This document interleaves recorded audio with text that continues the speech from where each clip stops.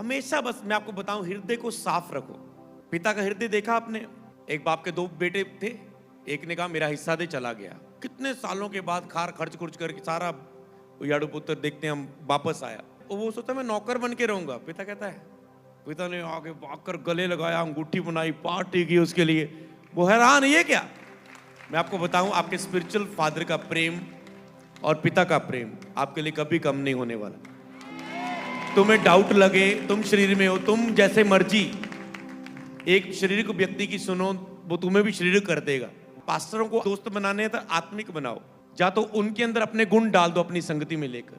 Spiritual sun आपस में दोस्ती करो तो हमेशा आत्मिक स्टैंडर्ड, जो बड़े स्टैंडर्ड का, क्योंकि जो गिरा हुआ लो स्टैंडर्ड में होगा वो लो वाले को ढूंढेगा, जो सफल नहीं हुआ अपनी लाइफ में, क्योंकि ये सफल नहीं हुआ तो वो उससे ही दोस्ती करेगा जो असफल है, उसकी उससे ही मैच होगी। क्योंकि दूसरा उसकी बात को बोलेगा मेरे पास खिलाफत नहीं करनी, मेरे पास खिलाफत नहीं करनी, वो आत्मिक होकर डांट देगा।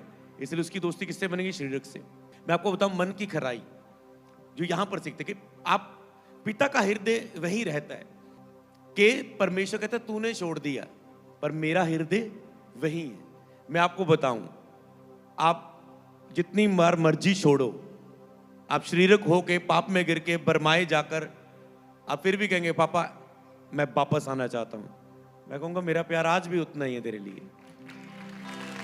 ना तो आपके फादर का प्यार बदलेगा, ना ही पिता का प्यार बदलेगा।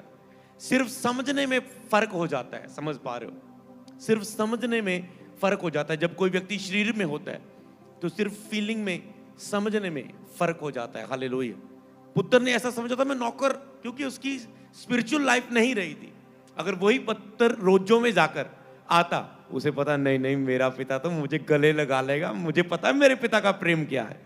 वो शरीर में था, इसलिए वो सोचने लगा मुझे वो अपना नौकर बना के रख ले।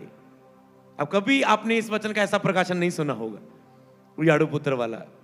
एक बाप के दो पुत्र, एक तो होता है आत्मा आपको सिखाता है कि चल अपने पिता के पास, एक होता है हालात आपको सिखाते हैं। आप सुधरे नहीं हो सकता है जब तक आप सुधरे नहीं आपको रिजेक्ट किया जाए, क्योंकि आत्मा से बदलाव नहीं है आपके अंदर। समझ पा रहे हैं? एक होता है हालातों की तरह सुधारना, आपको बचा ही नहीं है, अब तो फादर ही चाहिए। समझ पा रहे हो? अब तो कोई रास्ता ही नहीं बचा। समझ पा रहे हो?